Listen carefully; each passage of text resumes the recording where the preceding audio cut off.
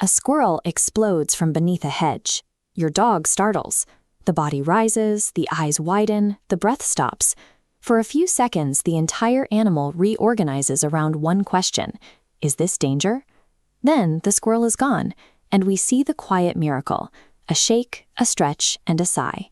In that single minute, the dog completed a biological cycle. They simply released the physical tension and moved on as if nothing happened. Humans rarely do this. We interrupt the cycle, override our instincts, and carry yesterday's rigid, unspent energy right into tomorrow. We're going to fix that. I'm going to walk you through the exact 60-second sequence canines use to release physical tension, step by step. You can do this right now. Find a relatively quiet spot. Bring to mind a minor frustration from earlier today, and make a decision to simply let your body react, rather than trying to perform a specific technique. Learning to complete this canine cycle stops the daily, unseen accumulation of exhaustion. It is how you teach your nervous system to stop carrying the weight of unfinished moments. The researcher Peter Levine spent his career looking at wild animals to answer a deceptively simple question. They meet life-threatening situations constantly, yet they rarely exhibit the symptoms we call trauma. Notice how the stress spike hits an interruption. The biological response doesn't finish. That trapped energy becomes trauma. We interrupt our cycles constantly, suppressing trembles, distracting ourselves, or bracing our jaws. The moment stays unfinished, stored as dense physical pressure. Dogs don't do this. When a threat passes, they don't analyze it. They rely on their physical instinct to seamlessly process that sudden spike of energy out of their musculature. That hypervigilance you feel at the end of the day is not a mental failing. It is a physical accumulation. Your body is holding a backlog of unfinished moments, waiting for permission to complete the cycle. Let's start the reset. Step 1 is the first 15 seconds. Stop whatever you are doing. Physically turn your neck, look away from the screen, and scan the corners of the room you are in. We begin the 60-second timeline with the orient phase. This physical scanning triggers neuroception, the nervous system's unconscious radar, constantly reading the environment. Running long before conscious thought, feeding your brain real-time data of a quiet room fast-tracks the conclusion that you are safe.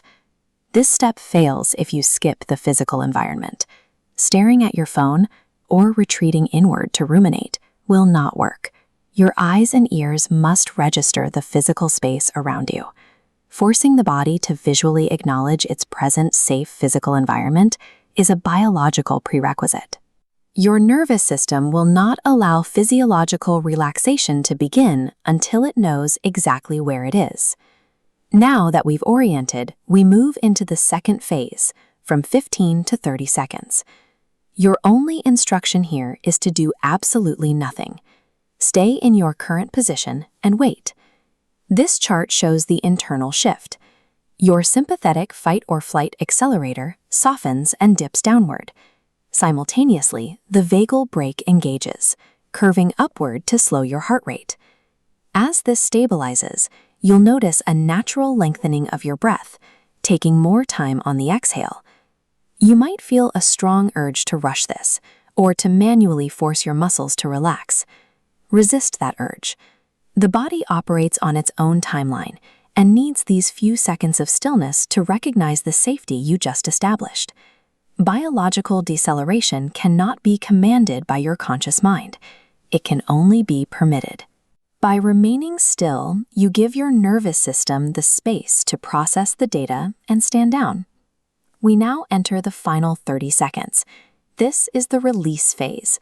Permit whatever spontaneous physical movement wishes to arise. Let yourself yawn, stretch, sigh, or even tremble.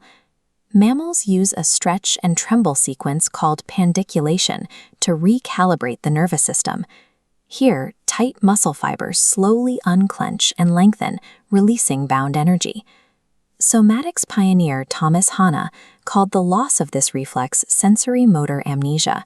It is the slow human forgetting of how to release chronic muscular holding, leaving us stiff and braced long after the stressor is gone. Do not treat the step as a performance. You don't need to force a dramatic, violent shake if all your body asks for is a subtle sigh.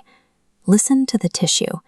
This spontaneous movement connects directly back to your initial stress spike. That stretch or shake is the exact moment the trapped energy physically exits your body, completing the cycle that began with the startle. That brings us to the end of the 60 seconds. Take one final, easy breath. Notice your physical state right now. Pay attention to your shoulders, your jaw, and the pace of your thoughts. Look at the completed timeline. This state of dropped tension and mental clarity is what Stephen Porges identified as the ventral vagal state. Your old mammalian social system is back online. Notice that you didn't have to learn a complex new skill, and nothing had to be fixed. The machinery was already there. Your body naturally knew how to complete the cycle once you allowed it. You can use this reset anywhere. Apply it immediately, after a tense phone call, right after a near miss in traffic, or a long workday, before you walk through your front door. We often treat recovery as a laborious, active process, but as our dog shows us, it is simply a return to the present moment. You finish what happened, let the body reset, and walk back into your day.